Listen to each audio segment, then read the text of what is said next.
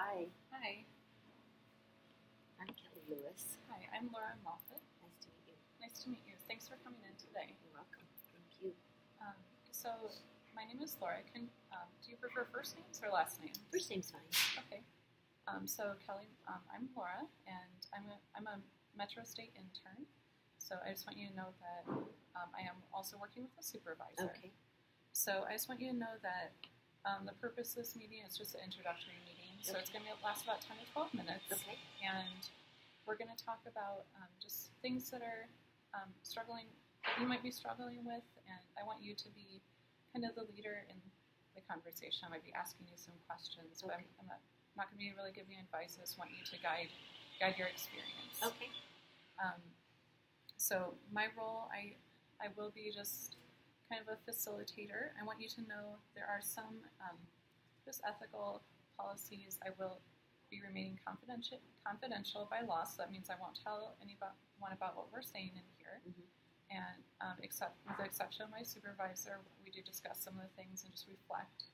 The other exception is that I am a mandated reporter, Mm-hmm. and that means that if there was any indication that you would be a harm to yourself or someone else, I would have to report that and just involve the proper people. Mm-hmm. And that means in cases of elder abuse or child abuse, or if there's any sexual abuse going on, I would be mandated to report that. Okay. Okay. Mm-hmm. Do you have any questions about that, what I just talked about? No, not really. Thank Okay. you. How do you feel about being here today? Yeah, I feel okay. Okay. Mm-hmm. So I know that you volunteered to come, but I just want you to be open, honest. I know we're just meeting, but I want you to just feel like you can talk Okay. and whatever you want to share. Just what do you think? What are some concerns that are bringing it into you today? Probably the reason I came in was because I recently quit my job after working a long time and went back to school. So just kind of that transition, I think, kind of balancing that with my home life. It's been difficult. So I hear you saying there's just difficulty in balancing some things that are going on. Mm-hmm.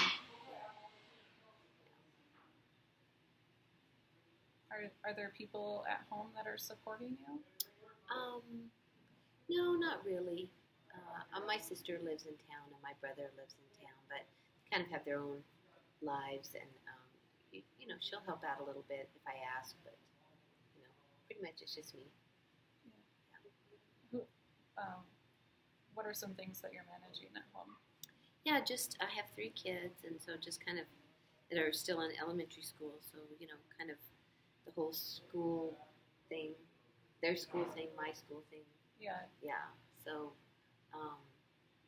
just all the stuff that goes along with that, I guess. Yeah. And you're in school full time. I'm in school full time. Mm-hmm. Yeah. And so, how do you feel about that? Like being in school instead of being working? Is that a good feeling, or? Yeah. I for the most part it is. Yeah. I was definitely ready to. I'm not ready to quit working. I was ready to quit working there, so that was good. But it's just different, Like it's just different. You have a certain schedule when you're working, and you kind of know the expectations, and you kind of don't think about them anymore. And now there's assignments and readings, and everything that's kind of due all the time. Yeah. Has Has that been hard to manage? Yeah, it is, because they have to manage their 3 all their assignments too. Make sure they get their homework done and do whatever they need to do. So, yeah, and so the organizing is different. Kind of the maybe the timing. It's just a lot more immediate, I think, than when you're working. So I hear that there's a lot of that you have some difficulties just balancing, that you have your own schoolwork and your kids have their own schoolwork. Just some things that are going on. How do you find yourself working with that?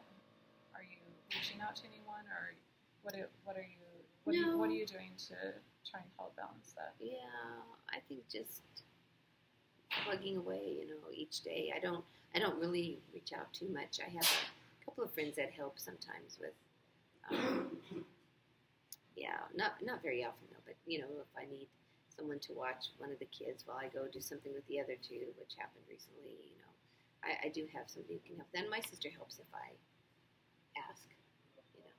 But there's, you know, no kind of consistent, like it not working. I can't afford a babysitter on certain days, so I can go do this or that, you know. So, um, yeah, it's just kind of hit or miss.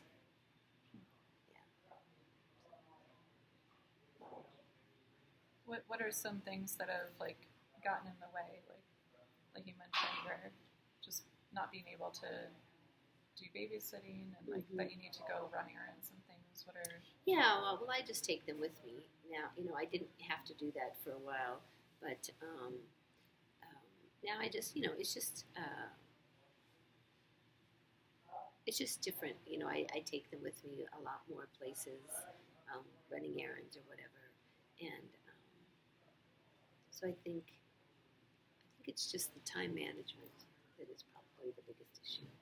Let's say just managing my time, their time, and our time, and getting used to just a different lifestyle.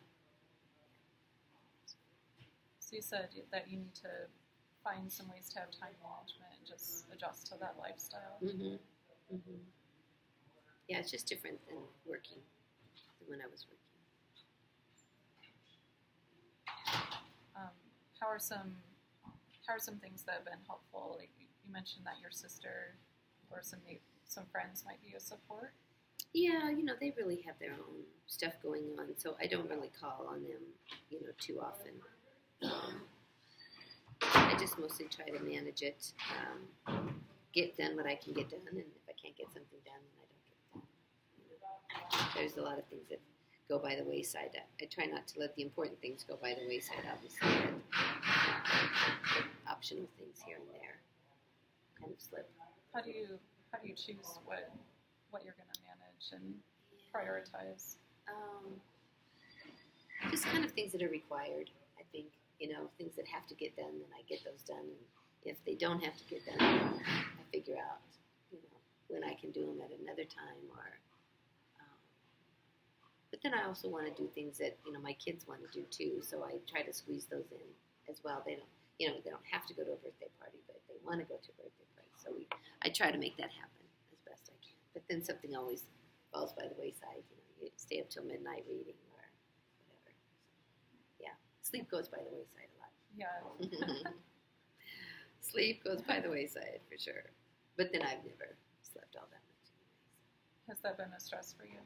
I think it is. I think it does affect me, but I've kind of lived like that for most of my life. So I guess in a way I'm used to it, but it does help to get more sleep. Yeah, for sure, if you can. But I also do want to be prepared for class too, if I can. You know, have things done. Certainly have assignments done.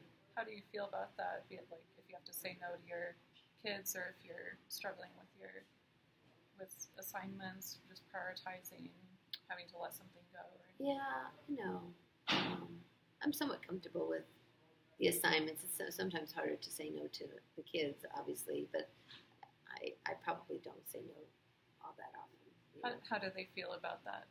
Yeah, they're all right with it. They don't do too much demanding. You know, I mean, if I said we couldn't go to a birthday party or something, I'd probably hear something, but I try not to. If I don't have to do that, I try not to. And they're involved in a lot of stuff, so I don't think they suffer too much about it. It's mostly the school managing for me, I think, is the difference. So we have a couple minutes left, and I'd really like to keep talking. Do you think this has been beneficial to you? Mm-hmm. Yeah, I do. Yeah, it's been helpful to talk through things.